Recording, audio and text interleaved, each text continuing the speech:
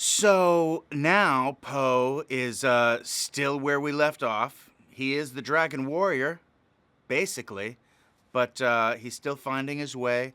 He hasn't really gotten comfortable with like the teacher-student relationship that he's become the teacher.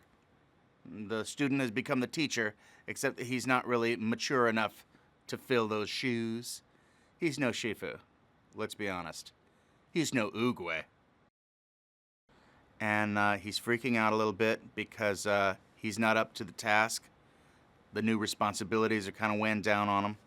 And then who walks into his life? His biological father. And it's a mind blower for Poe. He doesn't know quite how to process it. He's obviously stoked. He's super happy to meet his real dad. But, the father who raised him, the goose from the noodle shop, none too pleased about the new recent events.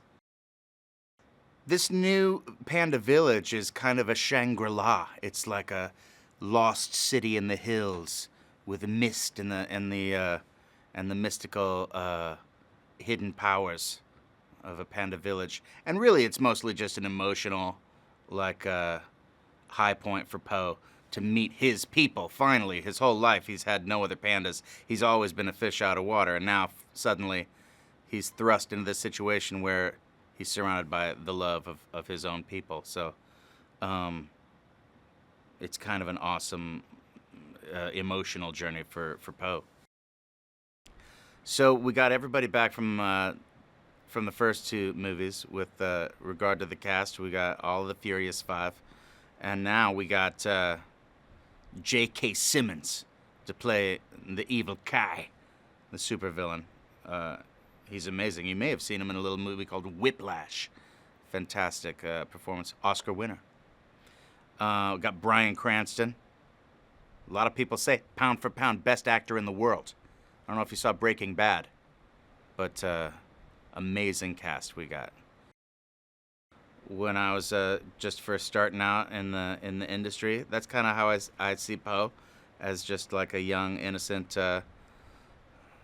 lover of Kung Fu. My love was for rock and acting, but similar situation. This is the movie where Poe meets his biological father, and there's a struggle between his two dads for who's his real dad, and this is the movie where Poe really becomes the Dragon Warrior, where he fulfills his destiny and comes into his own. Yeah, on seeing and meeting his biological father, this whole world opens up in his mind, where the possibilities of meeting, potentially hundreds of his kind, it's overwhelming. We've had a great adventure, It started off so many years ago, and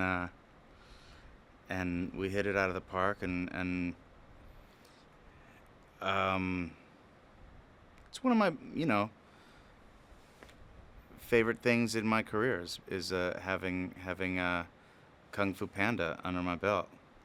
It's one of my proudest moments when I saw the first one and the second one, to replicate the success, and it's exciting, be part of a big Hollywood shebang.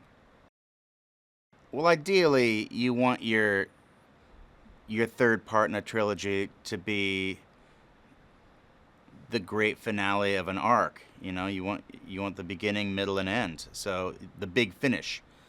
You want to save your best for last. Your best villain, your best showdown, your best emotional growth. And I think we've done it. I think it's the best of the three.